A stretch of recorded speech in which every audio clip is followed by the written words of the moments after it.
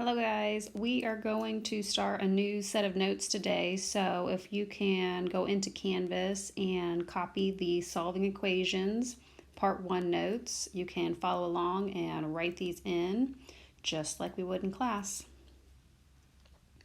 Okay, so last week we wrote equations. This week we are going to solve equations.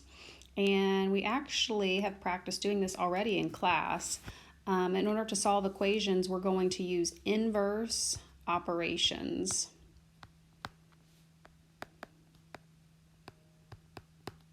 And remember, inverse kind of means opposite, okay? Inverse operations mean to undo each other, okay?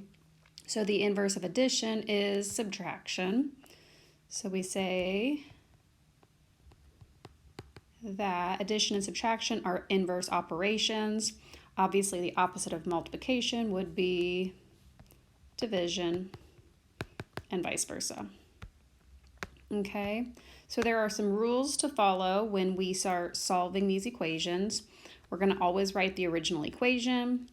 We're going to use inverse operations to get the variable by itself. This is called isolating the variable. So the variable, remember, is just the letter. We want the letter by itself. That's what we're solving for.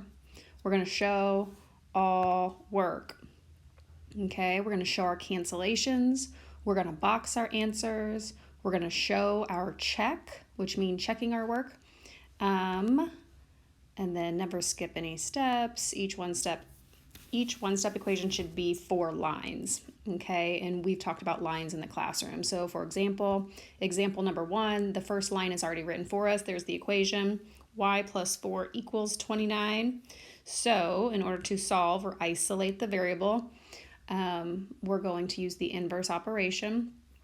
So if it says y plus 4, the inverse of addition is subtraction. So we're going to subtract 4 on both sides.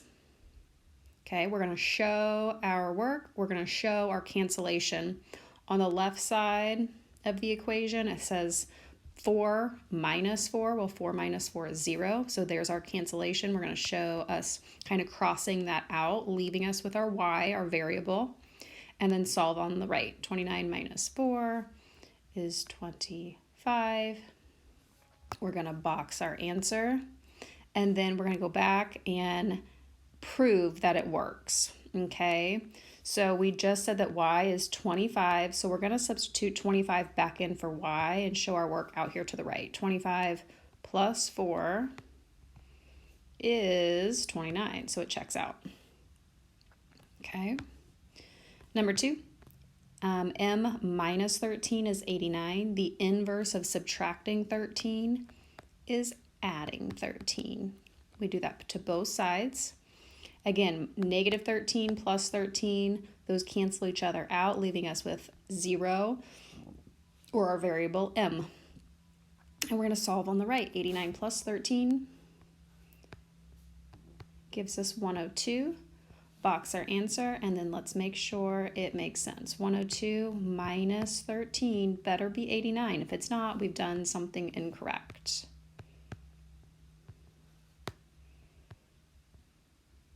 Okay, it does equal 89. We're good. We can move on. Number 3, we know a number next to a letter means multiplication. So this says 5 times something is 130. The inverse of multiplication is division. On the left, 5 divided by 5 is 1x. We don't need to write 1x. We can just write x. And then 130 divided by 5. Show our work out to the right.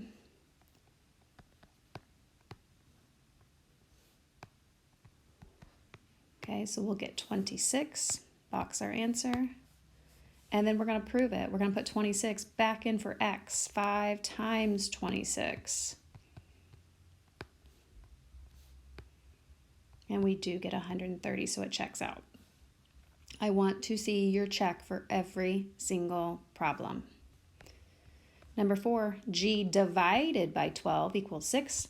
The inverse of dividing by 12 is multiplying by 12 on both sides. Think of this as kind of like a fraction. Those cancel each other out, leaving us 1g. We just write g. 12 times 6 is 72. And then 72 divided by 12. Put your answer back in for your variable to make sure it makes sense. Okay, obviously I just did my work there, so it does make sense. Okay. Number 5, this is written backwards. If you don't like it, rewrite it. 13 plus p. Obviously, we want this p by itself. That's a positive 13, so we're going to subtract 13 from both sides. Again, if you don't like it, just rewrite it. P plus 13 equals 200. Okay, you can do that with addition ones. So if I subtract 13 from both sides, again, 13 minus 13 is 0, leaving me with my variable, and then I can subtract on the right.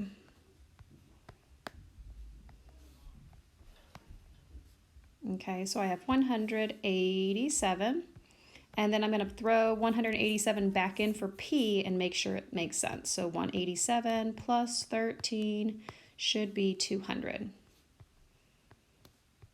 And it is, so it checks out. And then last, 16, or not 16, number 6. Again, this one's written differently. 15 equals r minus 6. The entire objective, guys, is to get the variable by itself. We want r by itself. So if it says r minus 6, the inverse would be plus 6. Negative 6 plus 6 is 0, leaving me with my r, my variable. And then 15 plus 6 is 21. If I put 21 back in for r, 21 minus 6, again, I'll get 15, so it checks out. If you don't like the way it's written, go ahead and switch it. R minus 6 is 15, and then your variable's on the left side of the equation.